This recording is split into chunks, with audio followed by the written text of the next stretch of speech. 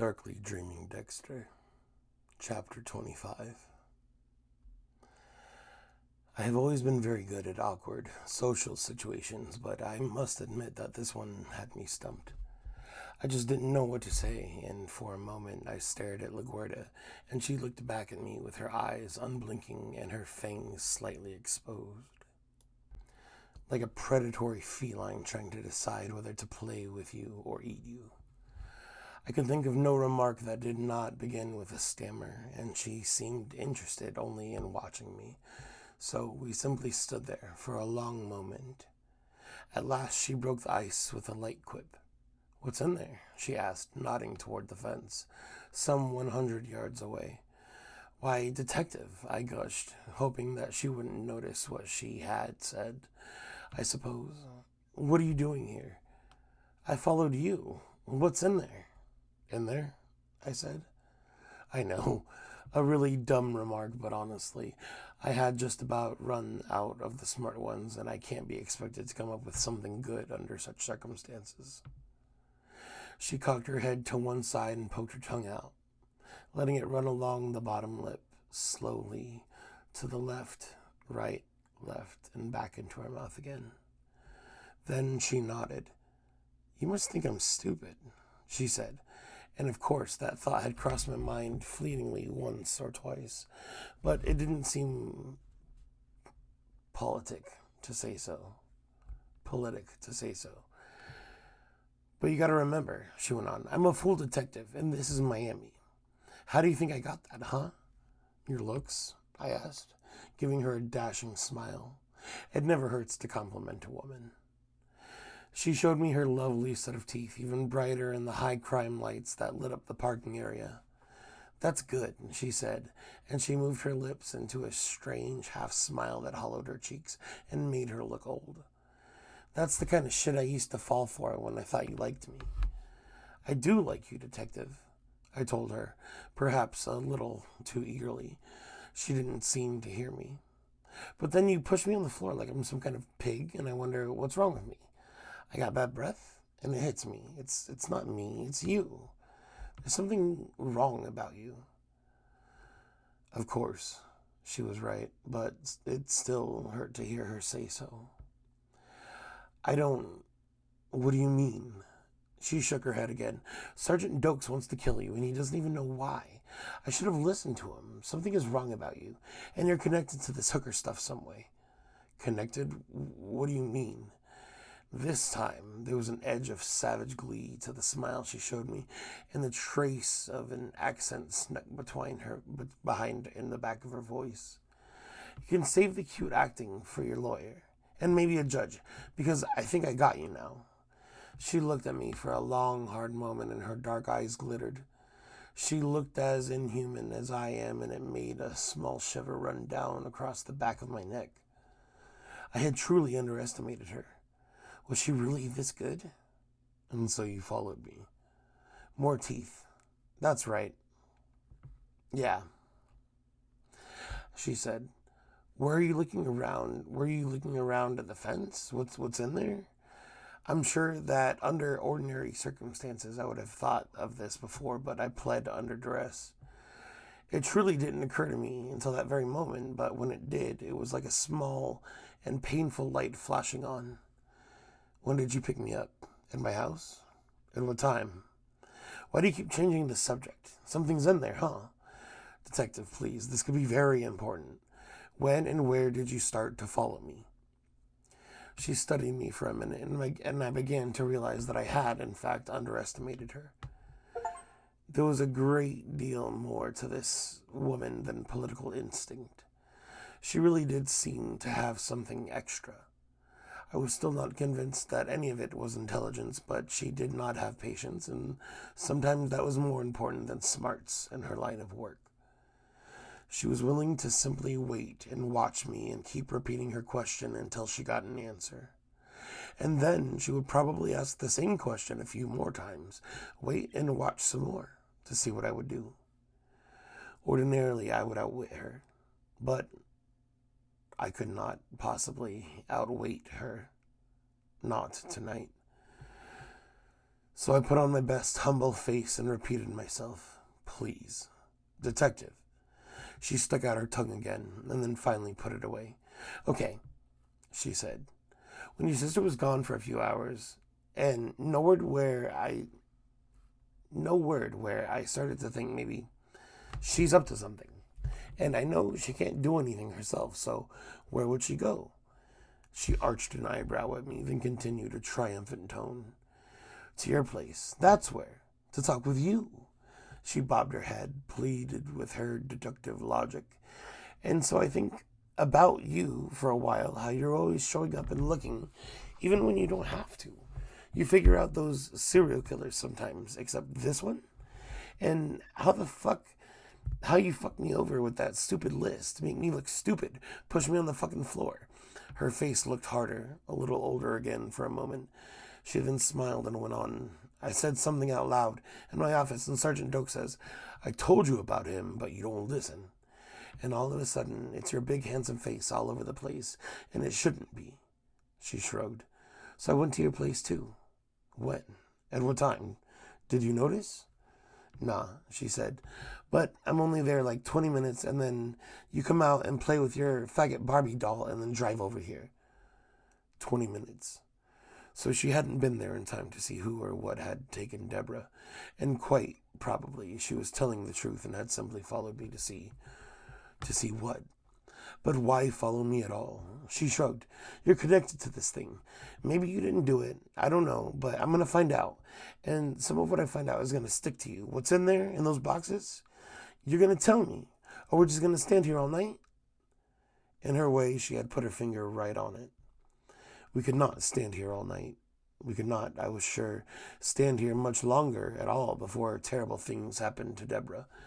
If they hadn't already happened, we had to go right now to find him and stop him. But how did I do that with Laguerta along for the ride? I felt like a comet with a tail I didn't want. I took a deep breath. Rita had once taken me to a New Age health awareness workshop, which had stressed the importance of deep cleansing breaths. I took one. I still did not feel any cleaner after my breath, but at least it made my brain whirl into brief action, and I realized I would have to do something I had rarely done before. Tell the truth. Laguerta was still staring at me, waiting for an answer. "I think the killer is in there," I told Laguerta, "and I think he has Officer Morgan." She watched me for a moment without moving. "Okay," she said at last. "And so you come stand at the fence and look in? 'Cause you love your sister so much you want to watch?" "Because I want to get in. I was looking for a way to get in through the fence." "Because you forget that you work for the police?" Well, there it was, of course. She had actually jumped right to the real problem on the spot, and all by herself, too. I had no good answer for that. This whole business of telling the truth was just never seeming to work for me, and some kind of awkward unpleasantness felt about. I wanted to be sure before I made a big fuss. Either you did something bad or you know about it, and you're either hiding it or you want to find it out by yourself. By myself? Why would I want to do that?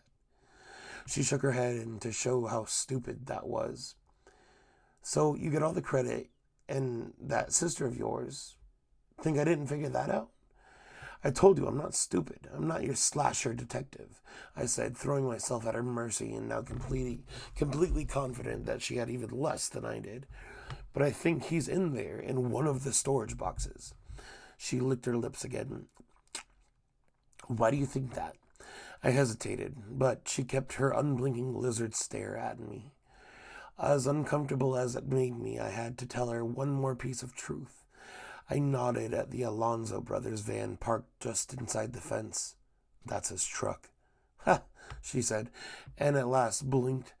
Her focus left me for a moment and seemed to wander away into some deep place.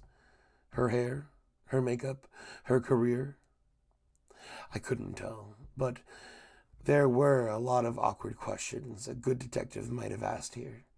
How did I know that was his truck? How did I find it here? Why was I so sure he hadn't simply dumped the truck and gone somewhere else? But in the final analysis, Laguerta was not a good detective. She simply nodded, licked her lips again, and said, "How are we going to find him in there, in all that?" Clearly, I had underestimated her. She had gone from you to we with no visible transition. "Don't you want to call for backup?" I asked her. "This is a very dangerous man." I admit I was only needling her, but she took it very seriously. "If I don't catch this guy by myself in 2 weeks, I'm a meter maid," she said. "I got my weapon. Nobody's going to get away from me. I'll call for backup when I have him." She studied me without blinking, "And if he's not in there, I'll give them you." It seemed like a good idea to let that go. "Can you get us through the gate?" She laughed. "Of course I can. I got my badge. Get us through anywhere. And then what?" This was the tricky part. If she went for this, I might as well be home free. "Then we split up and search until we find him." She studied me. Again, I saw in her face the thing that I had seen when she first got out of her car. The look of a predator weighing her prey, wondering where to strike and how many claws to use. It was horrible. I actually found myself warming to the woman. "Okay," she said at least, and tilted her head downward into her car. "Get in." I got in. She drove us back into the road over the gate. Even at this hour, there was some traffic. Most of it seemed to be people from Ohio looking for their cruise ship, but a few of them wound up at the gate where the guards sent them back the way they came. Detective Laguerta cut ahead of them all, bulling her big Chevy to the front of the line. Their Midwest driving skills were no match for a Miami Cuban woman with good medical insurance and driving her car like she didn't care about it. There was a blare of horns and some muffled shouting, and where we were at the guard booth. The guard leaned out, a thin, muscular black man. "Lady, you can't..." She held up her badge. "Police, open the gate," she said with such hard-edged authority that I almost jumped out of the car to open the gate myself. But the guard froze, took a breath through his mouth, and glanced nervously back into the booth. "What do you want with..." "Open the fucking gate, Rental," she told him, jiggling her badge, and he finally unfroze. "Let me see the badge," he said. Laguerta held it up limply, making him take the extra step over to peer at it. He frowned at it and found nothing to object to. "Uh-huh," he said. "Can you tell me what you want in there?" "I can tell you that if you don't open the gate in 2 seconds, I'm going to put you in the trunk of my car and take you downtown to a holding cell full of gay bikers, and then I'm going to forget where I put you." The guard stood up. "Just trying to help," he said, and called over his shoulder, "Davio, open the gate." The gate went up, and Laguerta gunned her car through. "Son of a bitch got something going on he doesn't want me to get to know about," she said. There was amusement in her voice, to go with the rising edge of excitement. "But I don't care about smuggling tonight." She looked at me. "Where are we going?" "I don't know," I said. "I guess we should start over where he left his truck." She nodded, accelerating down the path between the stacks of storage boxes. "If he's got a body to carry, he's probably parked pretty close to where he was going." As we get closer to the fence, she slowed down, nosing the car quietly within 50 feet of the truck, then stopping. "Let's take a look at the fence," she said, slamming the transmission into park and sliding out of the car as it rocked to a stop. I followed. Laguerta stepped in something she didn't like and lifted her foot to look at her shoe. "God damn it," she said. I moved past her, feeling my pulse hammering loud and fast, and went to the truck. I walked around it, trying the doors. They were locked, and although there were 2 small back windows, these were painted from over the inside. I stood on the bumper and tried to peek in anyways, but there were no holes in the paint job. There was nothing more to be seen on the inside, but I squatted anyway and looked on the ground. I felt rather seen on this side, but I squatted anyway, then heard Laguerta slither up behind me. "What you got?" she asked, and I stood. "Nothing," I said. "The back windows are painted over on the inside. Can you see in the front?" I went around to the front of the truck It was bare of any hint as well. Inside the windshield, a pair of sunscreens, so popular in Florida, had been unfolded across the dashboard, blocking out any possible view into the cab. I climbed on the front bumper and looked up onto the hood, crawled along it from right to left, but there was no gaps in the sunscreen. Nothing, I said, and climbed down. Okay, Laguerta said, looking at me with lidded eyes and just the smallest tip of her tongue protruding. Which way you want to go? This way, someone whispered deep inside my brain.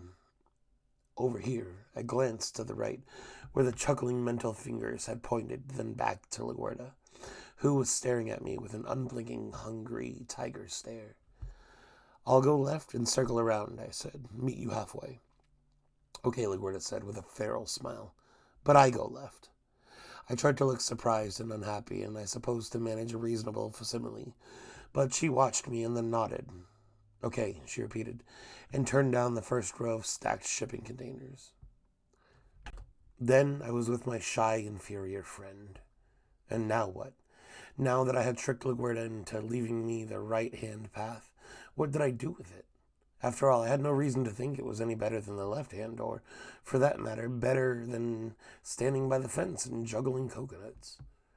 There was only my sibilant internal clamor to direct me. And was that really enough? When you're an icy tower of pure reason, as I have always been, you naturally look for logical hints to direct your course of action. Just as naturally, you ignore the non-objective, irrational screeching of loud musical voices from the bottom floor of your brain that try to send you reeling along the path. No matter how urgent they have become in the rippling light of the moon. As to the rest, the particulars of where I should go now, I looked around, down at the long, irregular rows of containers. Off to the side where Laguerta had gone spike-heeling along, there were several rows of brightly colored truck trailers, and in front of me, stretching off to the right, were shipping containers. Suddenly I was very uncertain. I didn't like the feeling. I closed my eyes. The moment I did, the whispering became a cloud of sound, and without knowing why, I found myself moving toward a clutter of shipping containers down near the water. I had no conscious notion that these particular containers were any different or better, that this direction was more proper or rewarding. My feet simply jerked into a motion and I followed them. It was if they were tracing some path only the toes could see, or as if some compelling pattern was being sung by the whisper wail of my internal chorus, and my feet translated and dragged me along. As they moved, the sound grew inside me, a muted, hilarious roar, pulling me faster than my feet, yanking me clumsily down the crooked path between the boxes with powerful, invisible jerks. And yet, at the same time, a new voice, small and reasonable, was pushing me backwards, telling me I did not want to be here, of all places, yammering at me to run, go home, get away from this place, and it made no more sense than any of the other voices. I was pulled toward and pushed back at the same time so powerfully that I could not make my legs work properly, and I stumbled and fell flat-faced onto the hard, rocky ground. I rose to my knees, mouth dry and heart pounding, and paused to finger a rip in my beautiful Dacron bowling shirt. I pushed my fingertip through the hole and wiggled it at myself. Hello, Dexter. Where are you going? Hello, Mr. Finger. I don't know, but I'm almost there. I hear my friends calling. And so I climbed unsteadily to my feet and listened. I heard it clearly now, even with my eyes open, and it felt so strongly I could not even walk. I stood for a moment, leant against one of the containers, a very sobering thought, as if I needed one. Something nameless was born in this place, something that lived in the darkest hidey hole of the thing that was Dexter, and for the first time that I could remember, I was scared. I didn't want to be here where horrible things lurked. Yet I had to be here, to find Deborah. I was being ripped in half by an invisible tug of war. I felt like Sigmund Freud's poster child, and I wanted to go home and go to bed. But the moon roared in the dark sky above me. The water howled along Government Cut, and the mild night breeze shrieked over me like a convention of banshees, forcing my feet forward. And the singing swelled within me like some kind of gigantic and mechanical choir, urging me on, reminding me of how to move my feet, pushing me lock-kneed down towards the rows of boxes. My heart hammered and yammered. My short gasps of breath were much too loud, and for the first time I could remember I felt weak, woozy, and stupid, like a human being. Like a very small and helpless human being. I staggered along the strangely familiar path on borrowed feet until I could stagger no more, and once again I put my arm out to lean against a box with an air conditioning compressor attached, pounding away at the back and mixing with the shriek of the night, all thumping in my head so loudly now that I could hardly see. As I leaned against the box, the door swung open. The inside of the box was lit by a pair of battery-powered hurricane lamps.